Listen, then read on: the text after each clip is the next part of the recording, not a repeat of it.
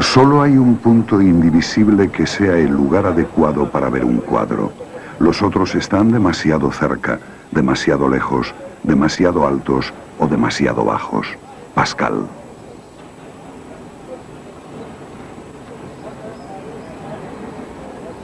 Entre muchos pares de ojos que contemplen una misma obra al mismo tiempo, solo una persona tendrá la verdadera percepción de la perspectiva.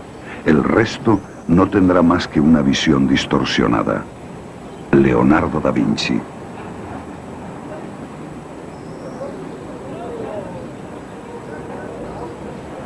...1990... 700.000 personas visitan la exposición Velázquez en el Museo del Prado de Madrid.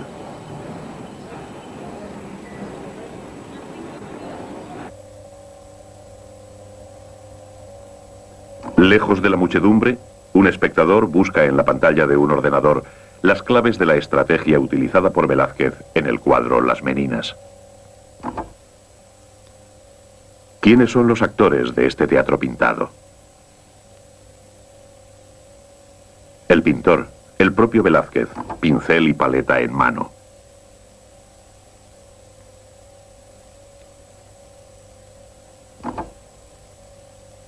La infanta Margarita, acompañada de sus damas de honor y dos enanas.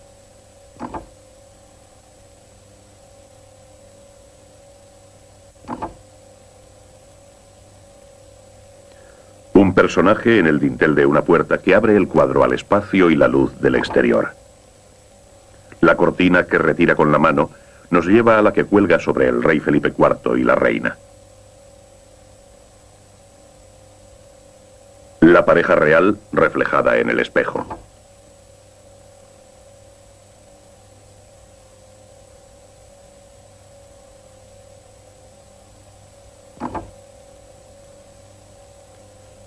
Finalmente, el espectador invisible, nosotros, el verdadero tema del cuadro. ¿Cómo sugiere este cuadro la presencia invisible del espectador? Todas las figuras están inmovilizadas en una disposición que, analizada según las reglas de la perspectiva, determina el sitio preciso que debe ocupar el espectador en relación con el cuadro.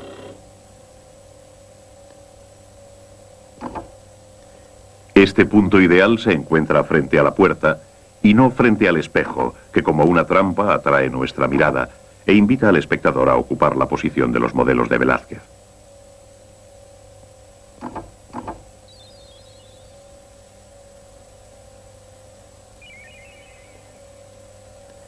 Si el espejo reflejara la imagen del espectador, significaría que el espectador se encontraría físicamente dentro de la sala y que, como puede verse aquí mediante la simulación del ordenador, podría penetrar en el espacio del cuadro y tener por tanto infinito número de puntos de vista.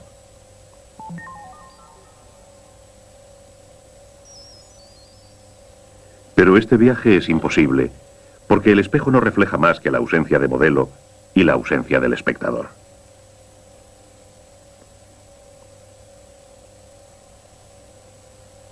No muestra a la pareja real posando ante el pintor. En realidad refleja la cara oculta del lienzo pintado por Velázquez, del que nosotros solo vemos la parte posterior. El espejo refleja lo que está siendo pintado y no podemos ver.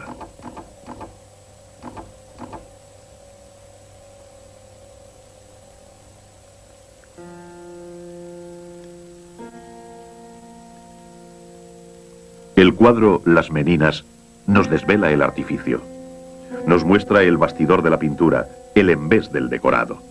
Al representar el bastidor del cuadro, la gran tela que se hace visible en uno de sus bordes nos indica el carácter físicamente plano de toda pintura. Las Meninas nos hacen ver la profundidad perdida. Y de esta forma, el cuadro accede a otra profundidad que no es la restitución del espacio en su mera dimensión geométrica, tal como haría un simple espejo, sino en una dimensión más abstracta, más esencial sobre todo. Una dimensión que es la mirada del pintor, su visión del mundo, el objeto mismo de la pintura.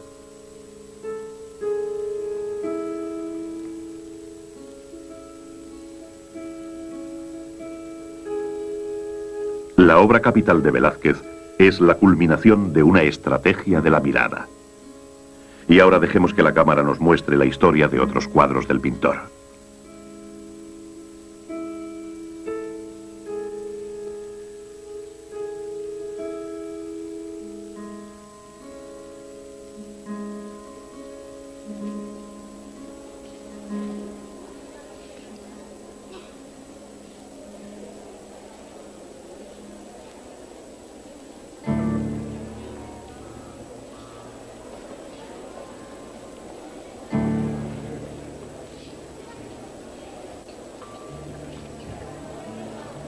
Estas paredes del Prado están cubiertas de cuadros que reflejan la España popular del siglo XVII.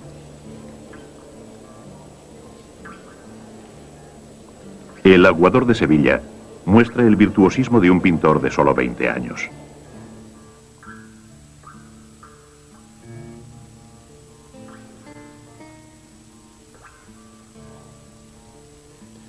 El espectador puede también descifrar una alegoría de las 3 edades de la vida.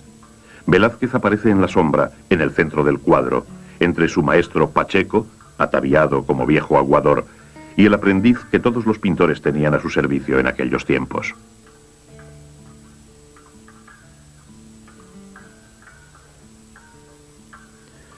La Cena de Emaús es un cuadro ambivalente, a la vez pintura religiosa y bodegón. Una pintura de género, una escena de interior, semejante a las de la pintura flamenca de la época.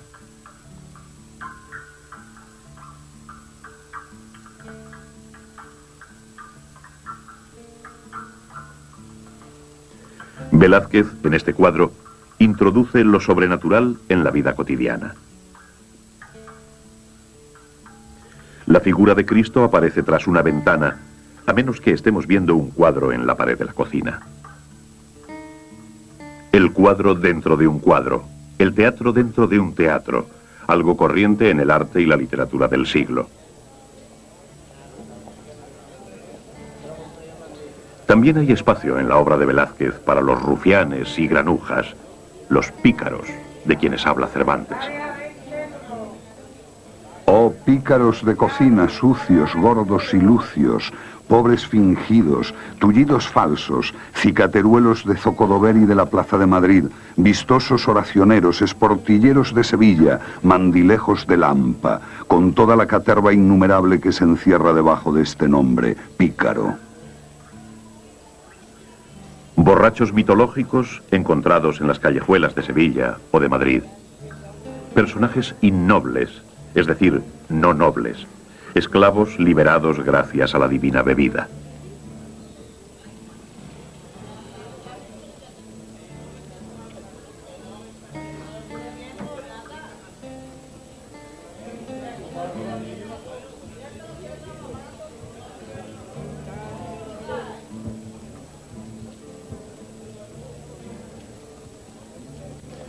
Velázquez pinta el triunfo de Baco, conocido popularmente como Los Borrachos, en la misma época en que Rubens visita Madrid, en 1629. El pintor flamenco es también embajador de los Países Bajos ante la corte española.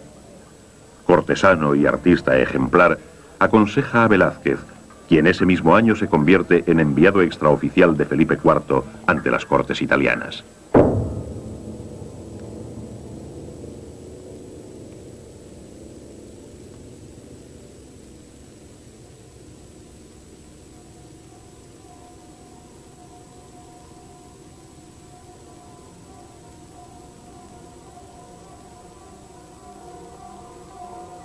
En Venecia, en Ferrara, se llega a sospechar que Velázquez es un espía.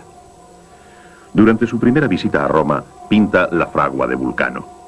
Este cuadro es tal vez el que mejor refleja la influencia del estilo italiano en Velázquez, una influencia formal sobre su técnica.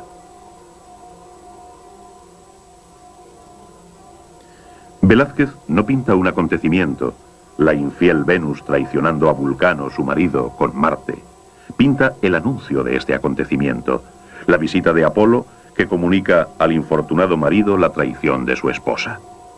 Es una palabra lo que se representa aquí, y esa palabra es el acontecimiento. El color, la luz, el espacio y las dimensiones del cuadro muestran la influencia de su estancia en Italia. Pero el tema parece algo trivial, porque Vulcano, el dios herrero, es representado como un simple ser humano en su lugar de trabajo. Velázquez permanece fiel a la tradición española. El mundo de la poesía mitológica y erótica pintado por Tiziano para Felipe II se ve alterado.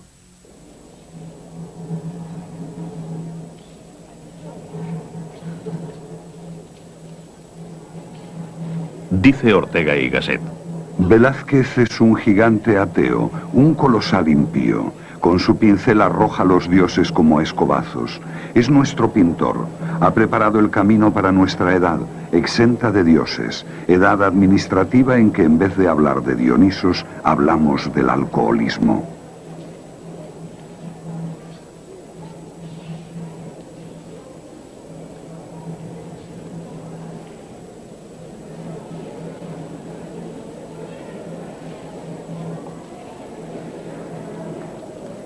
Las paredes del Prado albergan la galería de retratos velazqueños. Retratos de los pícaros de Sevilla, pero también de hidalgos y de grandes de España.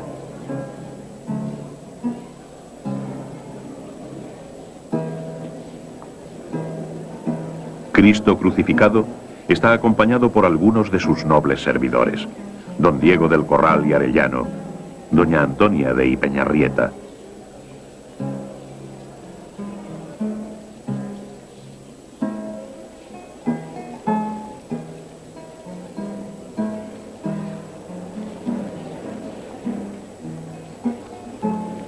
La Iglesia y la aristocracia son la base del poder absoluto del trono español, un poder que se extiende sobre los 5 continentes. Un retrato del rey, Felipe IV, el rey planeta como se le conoce en su época.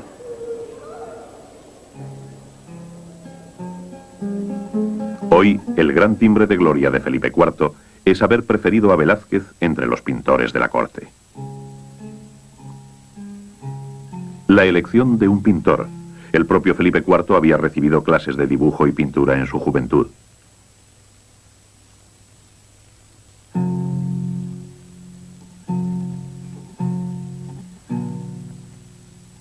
Es sabido que durante su reinado la gloria de España lanza sus últimos destellos. Declive político, ilustrado por las guerras en Flandes y en Italia, y los levantamientos de Aragón y Cataluña. Declive económico también. El oro de América enriquece solo a los especuladores, no al país.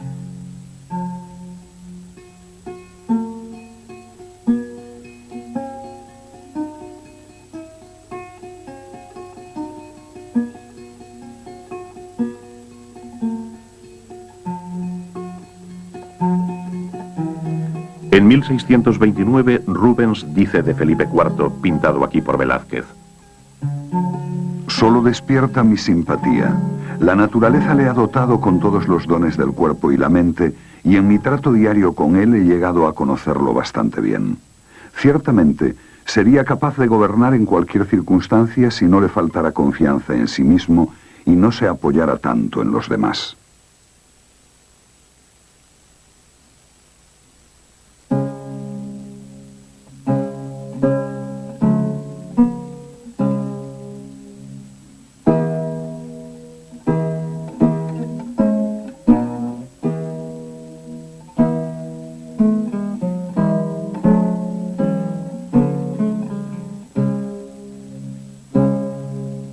¿Es también el rey?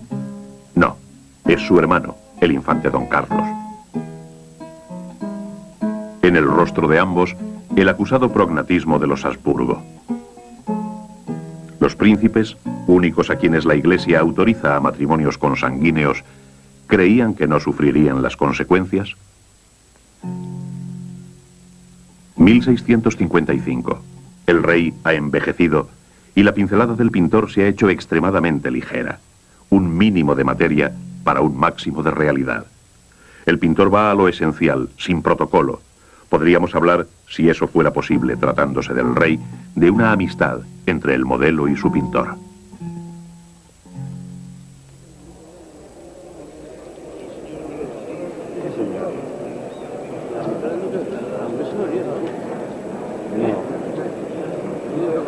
23 de enero de 1990. El rey don Juan Carlos visita la exposición.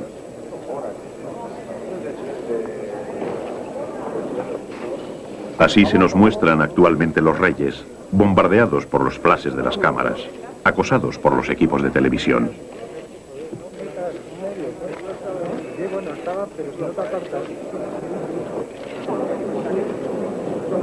En 1627, García Salcedo Coronel dice de Velázquez: es un pintor sabio, cuyo glorioso arte rivaliza con la naturaleza y la deja estupefacta.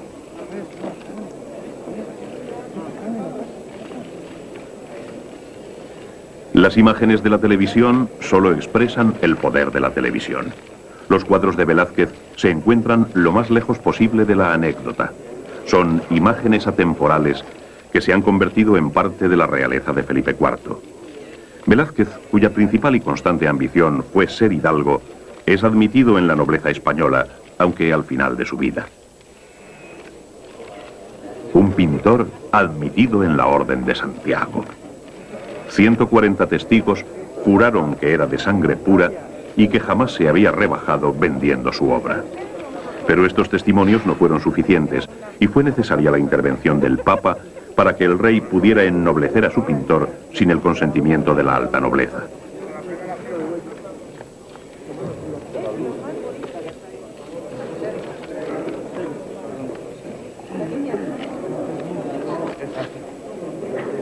Imaginen al rey don Juan Carlos dando carta de nobleza a su fotógrafo o a un operador de vídeo.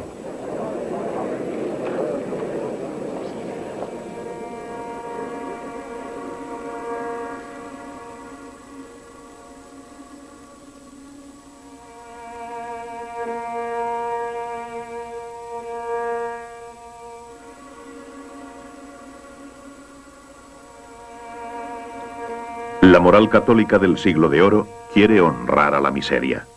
No hay salvación para los ricos y los poderosos que no conocen la compasión y rehuyen a los infortunados. La fealdad hace valorar la belleza. La locura hace valorar la razón. A la grandeza le gusta medirse con la bajeza.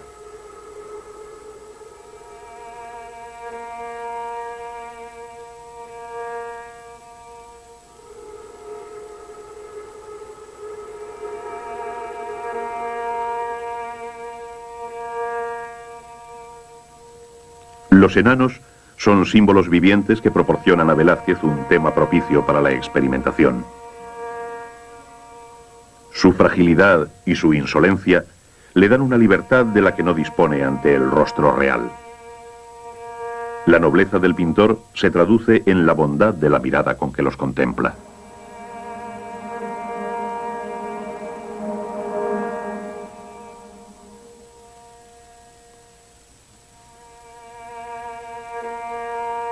La pintura española nace con el gran movimiento de la Contrarreforma, que pide a los pintores que hagan descender a Dios sobre la tierra y creen imágenes del mundo tal como es. Realismo en este enano, el primo, representado aquí con un libro y tintero por ser uno de los secretarios del rey. Para describir este realismo, en el siglo XVII se decía que el artista pintaba la realidad con veracidad.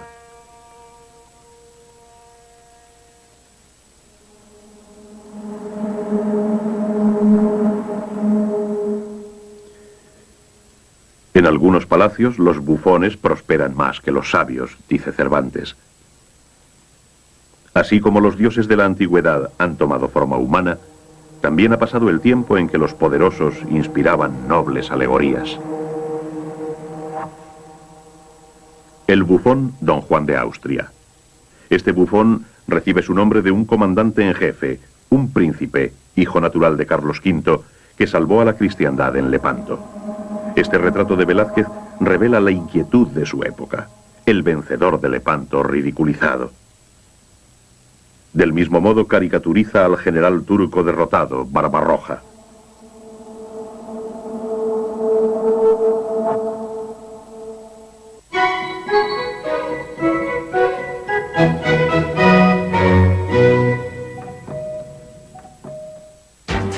Flexiplan le ayuda. Esta es la verdadera actitud de un rey poderoso, dominante y solitario. Felipe IV, bisnieto de Carlos V, a caballo como un emperador romano, el bastón de mando firmemente asido.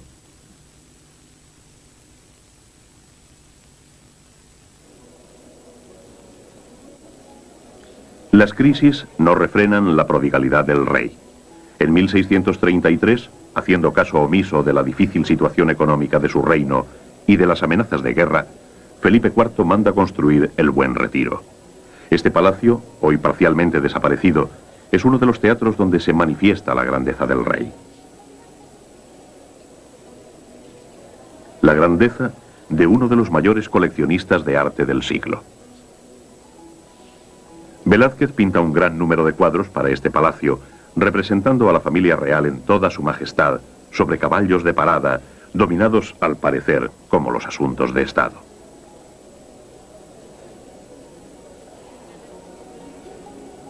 Sobre un caballo de patas blancas, distintivo de la raza más noble, el rey ejecuta una levade, una figura de equitación difícil incluso para un experto jinete.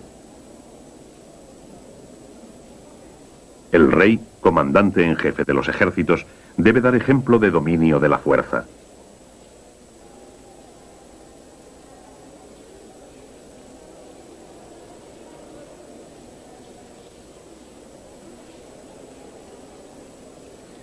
Velázquez representa a su rey, que tuvo pocas oportunidades de dirigir personalmente una batalla, en una demostración de fortaleza física. Tiziano, en cambio, había representado a Carlos V, el infatigable caudillo militar, de forma alegórica, como un San Jorge vencedor del dragón de la herejía. Felipe III, el padre de Felipe IV. Un rey poco glorioso. El hecho más notable de su reinado fue la expulsión en 1609 de los moriscos, musulmanes conversos descendientes de los antiguos invasores árabes. Una sangría de 280.000 personas que privó a España de una gran parte de su población trabajadora. Aquí la mano de Velázquez ha dejado su lugar a las de sus ayudantes.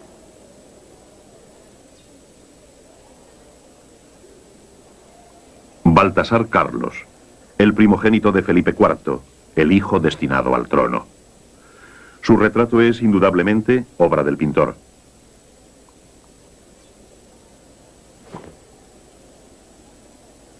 Si el caballo parece deforme, es porque el cuadro estará colgado a 3 metros de altura. Visto desde abajo, el caballo dará la impresión de salirse del cuadro.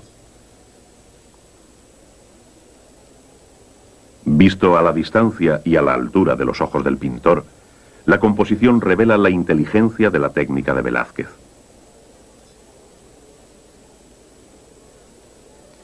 Para resaltar la extraordinaria belleza del tejido y el esplendor de los bordados, el pintor no reproduce los motivos decorativos hasta el menor detalle, como hicieron sus ayudantes con el manto de la reina Margarita. Velázquez rechaza esta delicada labor de artesanía. Él impone al espectador su estrategia de la ilusión. Para pintar el ropaje de sus modelos, proyecta una lluvia de pinceladas, como si estuviera haciendo un bosquejo apresurado. En desorden, aparentemente. Sin embargo, cada nota de color está sabiamente colocada, siguiendo un plan preciso.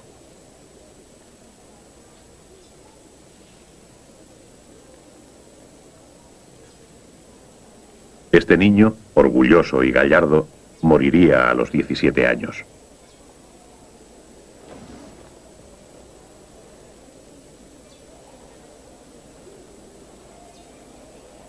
Gaspar de Guzmán, conde duque de Olivares, aparece aquí en la cima de su poder. Es el artífice de la victoria española sobre los ejércitos franceses en Fuenterrabía en 1638. La historia ha sido manipulada. En realidad, el ministro no participó en la batalla y es más famoso por su talento político que por sus virtudes guerreras. Desafiado por la nobleza española, se hizo retratar en toda su gloria. Velázquez participa en esta provocación como un gesto de amistad y gratitud a Olivares, quien lo había presentado al rey cuando no era más que un joven pintor. 5 años después de posar para este retrato, Olivares cae en desgracia.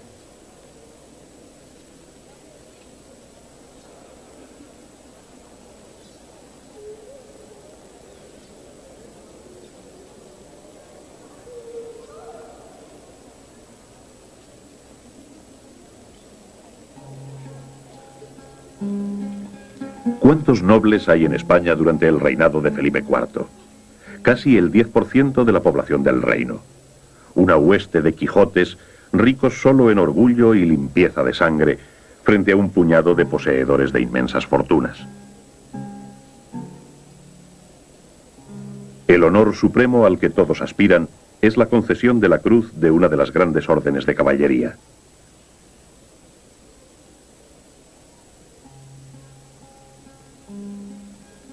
Nobleza sin título de Juan Martínez Montañés, escultor sevillano amigo de Velázquez, representado modelando la cabeza de Felipe IV.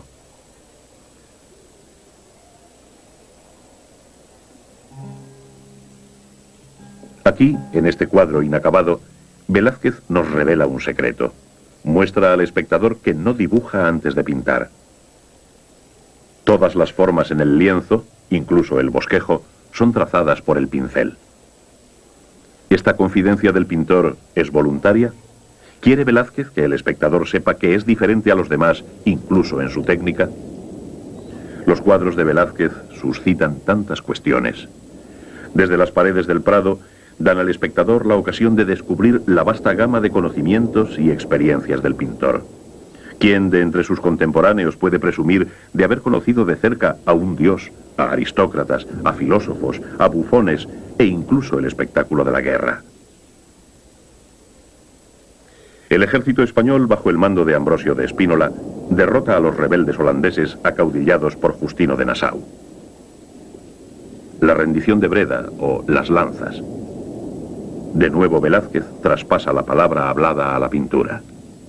Justino, yo las recibo y conozco que valientes sois, que el valor del vencido hace famoso al que vence.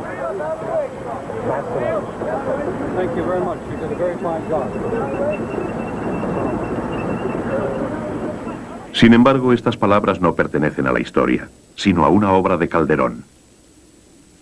Las verdaderas imágenes de la guerra, las imágenes de la muerte, suelen ser eliminadas en la televisión. Son sustituidas por discursos o por imágenes suavizadas. Del mismo modo, la corte española no podía tolerar las auténticas imágenes de la guerra en las paredes del Palacio del Buen Retiro. Escenas de saqueos, violaciones y asesinatos cometidos por los tercios, aquellas compañías que aterrorizaban a la población. Sobre el lienzo, los combates quedan escondidos en el paisaje, detrás de la geometría de las lanzas de los vencedores y el desorden de las picas de los vencidos.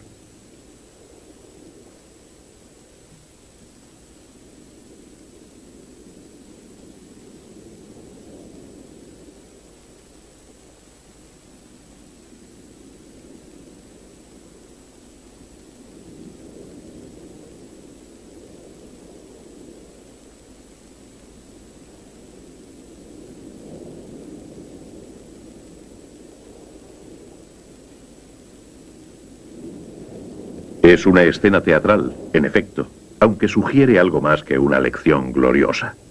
La mirada del vencido, sus compañeros que vuelven la espalda al pintor o inclinan la cabeza, la mirada de los vencedores, orgullosa pero fatigada, hacen presentir que la guerra en los Países Bajos continuará y que Breda será reconquistada por los holandeses. Y eso fue precisamente lo que sucedió 2 años después, en 1627. Para representar esta escena de teatro, Velázquez condensa el tiempo y el espacio históricos a la manera de un hábil escenógrafo.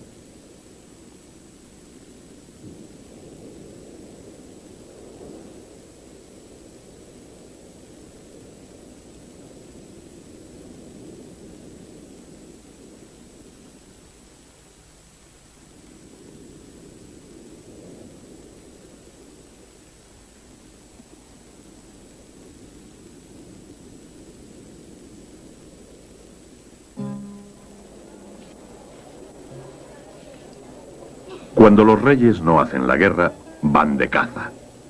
En 1637, Felipe IV manda construir un castillo, la Torre de la Parada, para descansar de las fatigas de la caza. Encarga 60 cuadros a Rubens, basados en Ovidio, y 60 escenas de caza a Franz Snyders. Únicamente en Velázquez recayó el honor de pintar los retratos reales. Dice Pacheco: no es creíble la liberalidad y agrado con que es tratado de un tan gran monarca, tener obrador en su galería y su majestad llave dél, y silla para verle pintar de espacio casi todos los días. Y le ha dado en menos de 2 años el oficio de guardarropa y de ayuda de cámara en este de 1638, honrándole con su llave.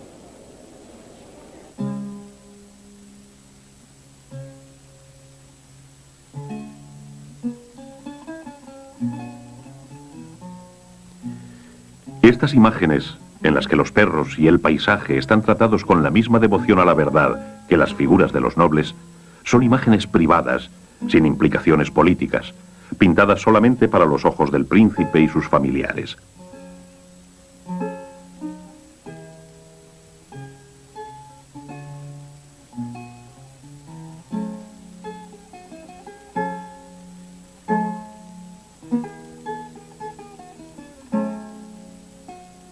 Velázquez, que ha dejado de sí mismo la imagen de una gran elegancia, pudo influir sobre su modelo en la elección de la ropa y en su refinado sentido del color. El rey vivió 36 años bajo la mirada del pintor.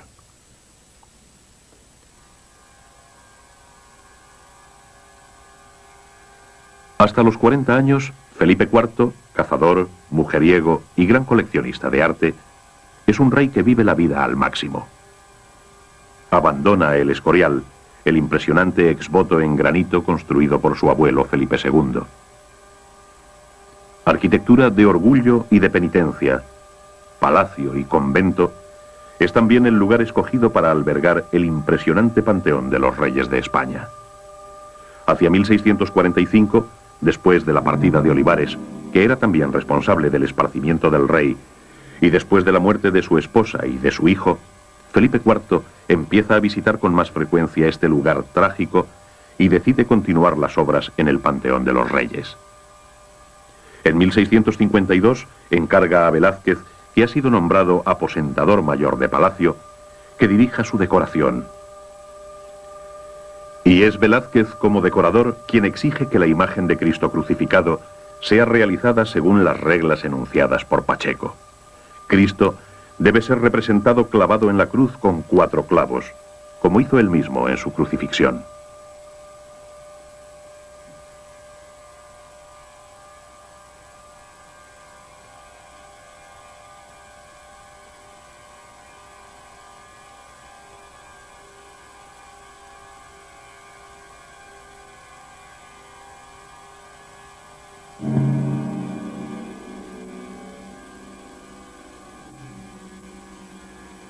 En 1654, Felipe IV ordena el traslado de los restos de sus antepasados a la cripta.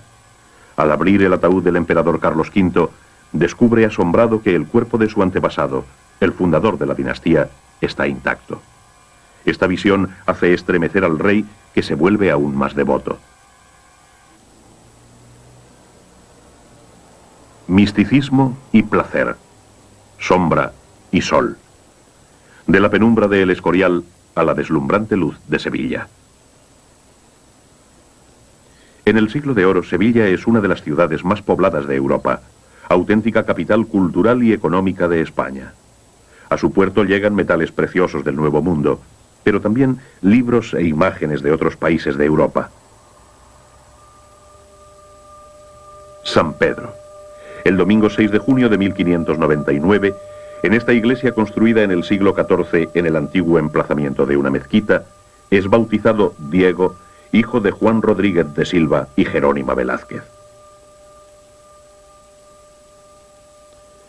Al igual que Picasso, muchos años después, Velázquez es conocido por su apellido materno.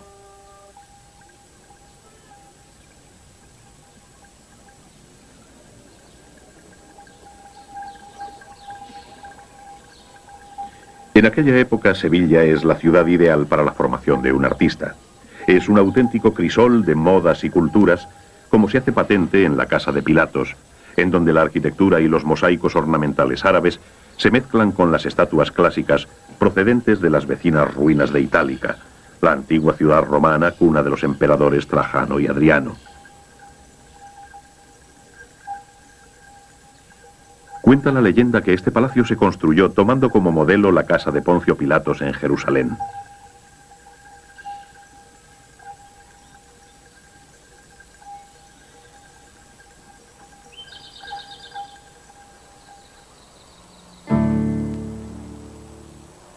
En 1604, el dueño de la casa, el duque de Alcalá, se hizo retratar en figura de Hércules por el pintor sevillano Francisco Pacheco. El autor de esta alegoría es menos conocido por su arte que por haber tomado en 1611 como aprendiz a Velázquez, que entonces tenía 12 años. Un aprendizaje excepcional. Pacheco es un hombre culto que dirige una academia donde se concentran los mejores talentos y la élite intelectual de Sevilla. El joven Velázquez aprende allí el oficio de pintor y es educado en la tradición humanista.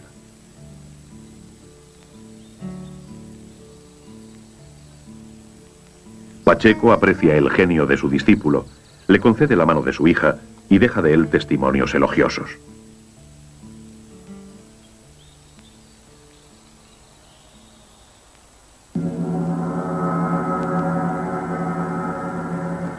Diez años después de la muerte de Velázquez, Luca Giordano pinta una alegoría de España en el techo del Casón del Buen Retiro, hoy un anexo del Museo del Prado. Luca Giordano, fascinado por las Meninas, declara que el cuadro es una teología de la pintura. Los propios pintores contemporáneos de Velázquez reconocen su grandeza.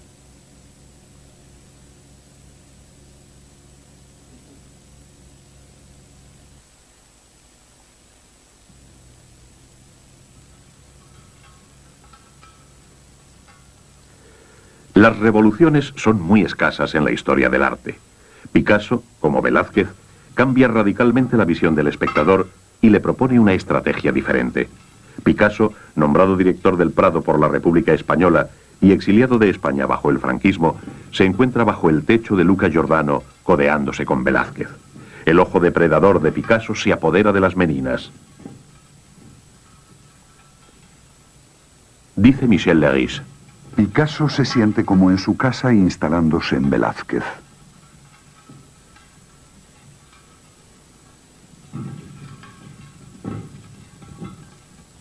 Entre el 17 de agosto y el 30 de diciembre de 1957, pinta 44 variaciones sobre las Meninas.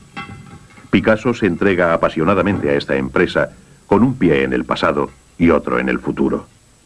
Experimentador insaciable, pasa 6 meses ante el cuadro más enigmático de la pintura occidental, extrayendo de él inspiración, apuntes, bosquejos, volviendo a él una y otra vez.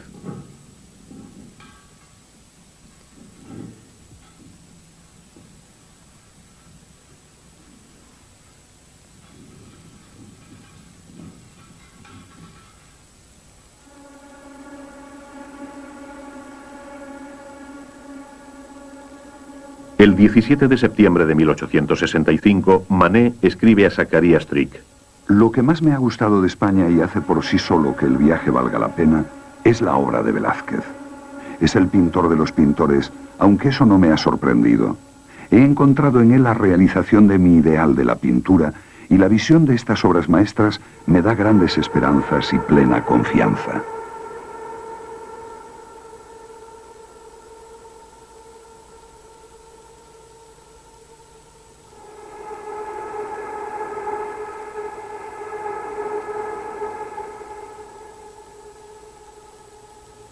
El ideal de Manet es pintar la realidad sin teoría. Aquí, sin perspectiva lineal, sin fondo, el sujeto a solas. El Pífano, pintado en 1866, unos meses después de su regreso de España.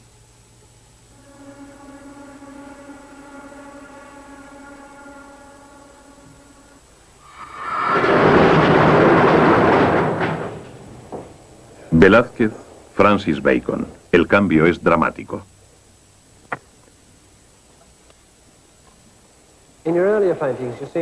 En los primeros cuadros ha insistido usted sobre todo en la cabeza y la boca. ¿Recuerda lo que pensaba entonces, en 1949? Sí, lo recuerdo. Yo pensaba que sería capaz de pintar la boca con toda la belleza de un paisaje de Monet. Sé que fracasé. ¿Por qué piensa eso? No creo que lo haya conseguido. Creo que debería tener más color. Debía haber hecho el interior de la boca con todo el colorido magnífico del interior de la boca, pero no lo conseguí. Este es uno de los mejores cuadros del mundo.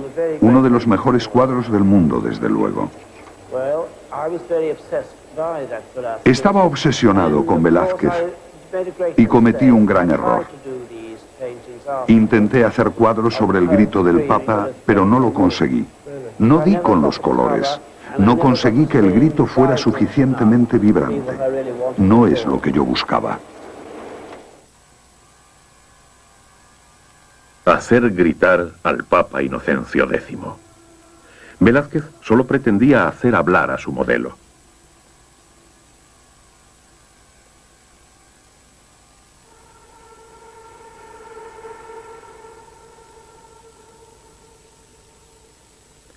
El pintor había ido a pedir al Papa que le apoyara en su intento de ser admitido en la gran nobleza española.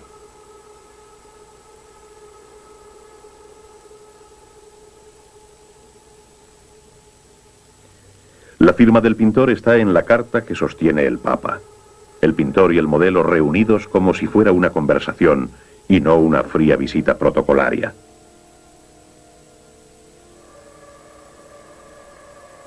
Al principio el Papa se mostró escéptico ante su retrato.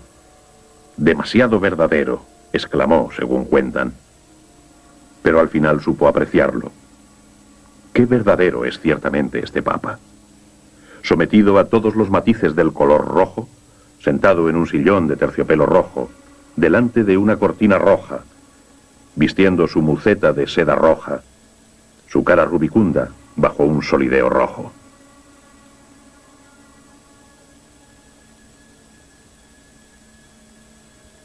Su sobrepelliz blanco cremoso es una cascada de encaje lograda mediante una lluvia de pinceladas.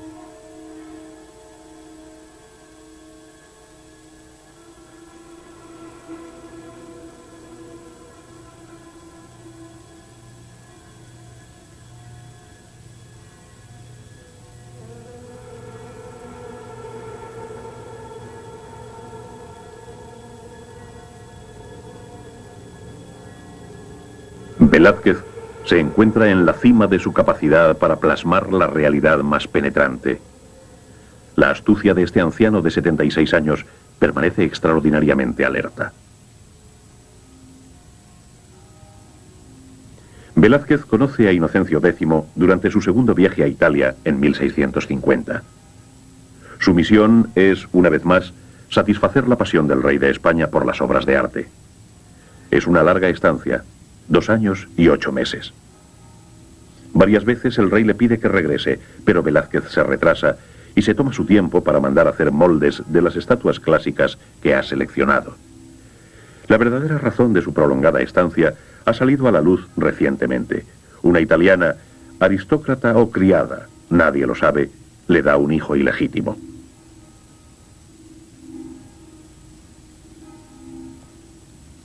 Antes de pintar el retrato del Papa, para demostrar su talento a los romanos, Velázquez expone el retrato de Juan de Pareja, su esclavo mulato que le acompaña en el viaje.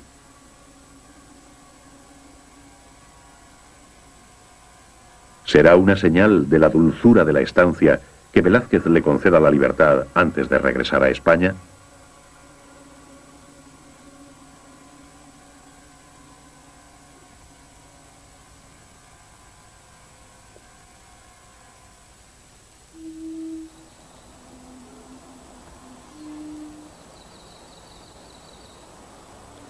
En su anterior visita a Roma, en 1630, el pintor, invitado del Gran Duque de Toscana, reside durante 2 meses en el Palacio de la Viña, actualmente Villa Médicis.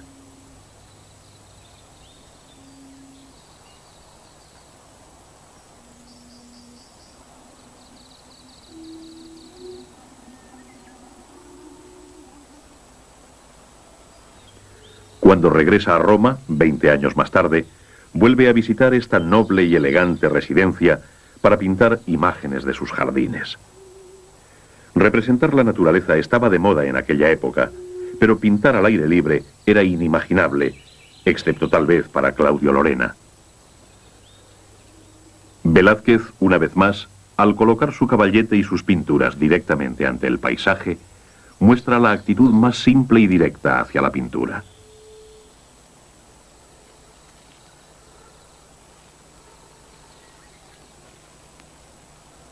Llega incluso al extremo de usar la trama del lienzo para representar los ladrillos de la pared.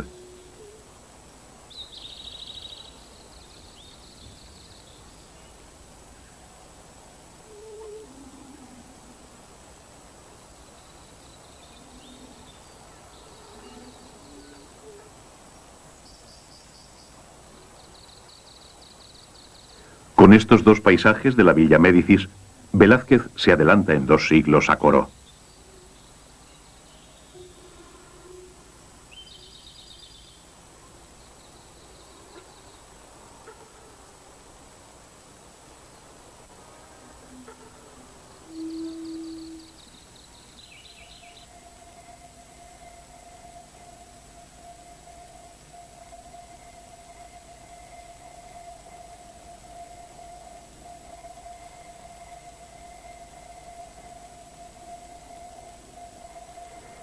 En Italia, Velázquez recolecta cosas muy interesantes para el rey de España.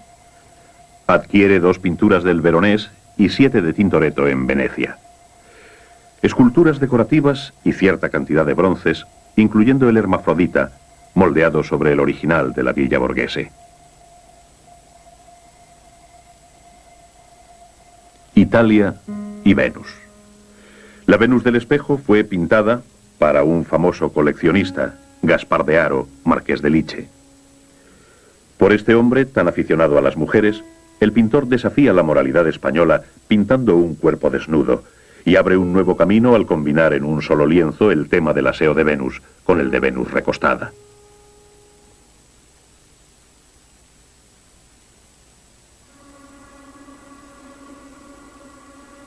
La mitología humanizada de Velázquez habla al espectador de hoy más allá de la pura anécdota o de la fábula clásica. Una de las formas de su estrategia es hablarnos en cada una de sus obras de su pintura, mostrarnos por qué su arte es incomparable, por qué él mismo es un aristócrata.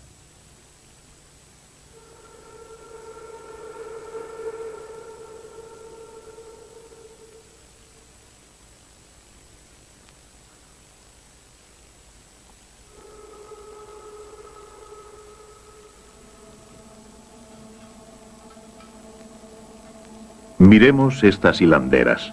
Leamos el cuadro como un manifiesto escrito por Velázquez para convencer al espectador de que el lugar del artista está entre los más nobles.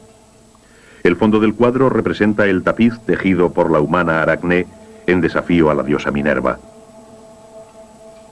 Ovidio nos cuenta que las 2 rivales fueron juzgadas iguales, es decir, que el arte humano puede igualar la creación divina.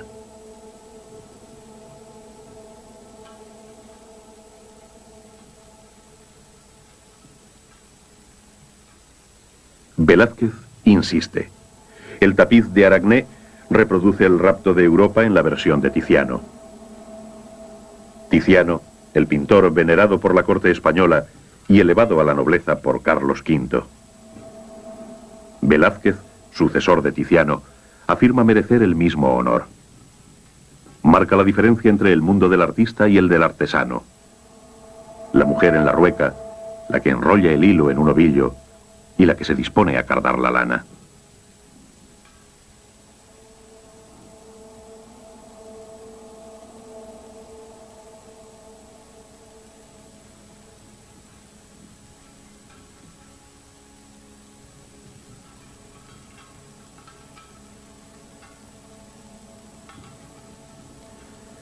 En el mundo real, el artista destaca por su apariencia, sobresale de entre los simples trabajadores y tiene derecho a una posición diferente, como la nobleza se distingue del pueblo llano.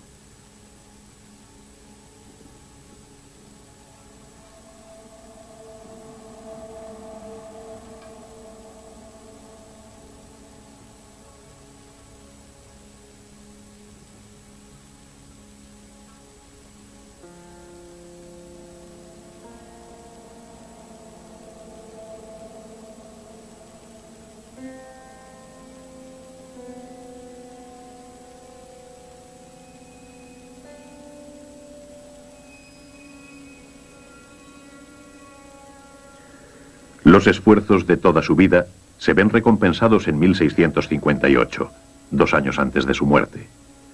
Este es el autorretrato en el que figura su triunfo. Ha pintado sobre su pecho la Cruz de Santiago, concedida por el rey.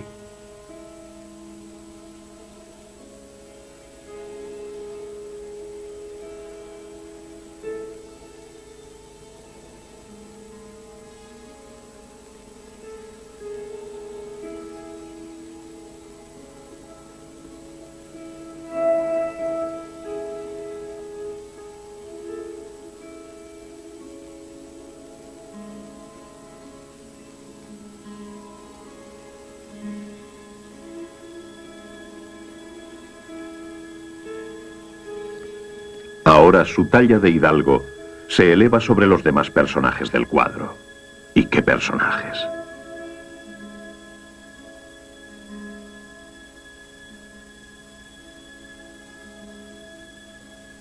Aquí, Velázquez revela el secreto de los colores de su paleta. Muy pocos colores. Blanco de plomo, vermellón, carmín, tierra ocre roja, azul cobalto, azul ultramar, amarillo de plomo, tierra de siena natural o tostada, ocre amarillo y negro de marfil.